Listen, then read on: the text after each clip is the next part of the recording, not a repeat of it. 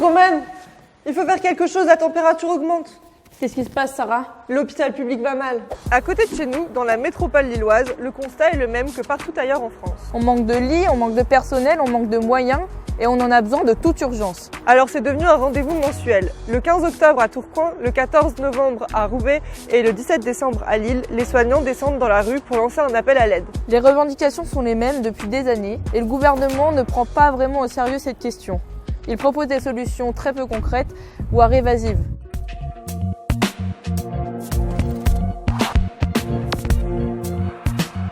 À son heure de gloire, la maternité de Tourcoing comptait 7 gynécologues obstétriciens. Puis, il n'en restait plus que 3 pour gérer les 1700 naissances annuelles prises en charge par l'hôpital. Lorsque 2 d'entre eux se mettent en arrêt maladie, le service doit fermer.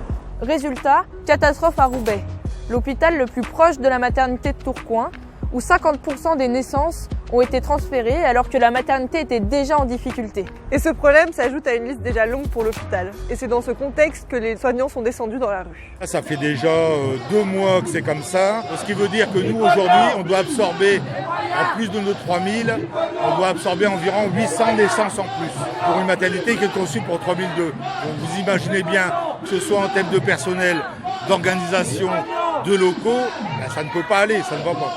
Mais il y a d'autres secteurs, l'hématologie, le bloc opératoire, la centrale de brancardage, la radio. Il n'y a aucun service qui va bien. Il n'y a aucun service qui va bien. C'est un vrai problème qu'on a là. Pourquoi le personnel hospitalier commence à se mettre en arrêt, voire à démissionner? On va demander son avis au docteur Abir Chahine, médecin du travail. Les risques que je rencontre essentiellement, ce sont les risques qui sont d'ordre psychique, tels que les angoisses, la dépression ou le burn-out.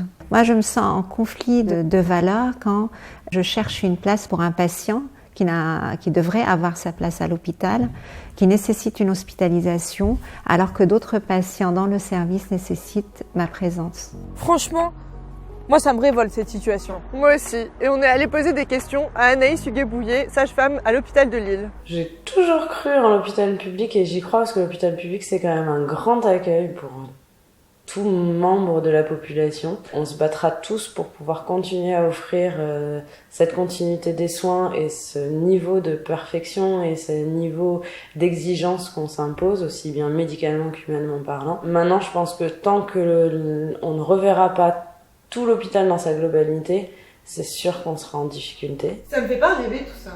Tu m'étonnes, on fonce droit dans le mur.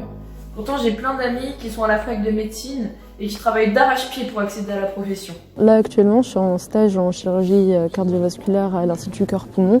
Et effectivement, ce qu'on ressent, c'est qu'il y a une espèce de fatigue de la part des soignants, que ce soit au niveau des infirmières, des aides-soignantes, même les praticiens hospitaliers, etc. Donc on est très sensibilisés à toutes ces problématiques-là et on aimerait beaucoup pouvoir, nous, en tant qu'étudiants, aussi garantir une certaine sécurité pour notre avenir et donc pouvoir améliorer, que ce soit pour nos patients, pour notre pratique future, nos conditions d'études et nos conditions d'exercice. Je me projette dans l'hôpital universitaire, donc pour ça c'est un passage par l'hôpital public forcément.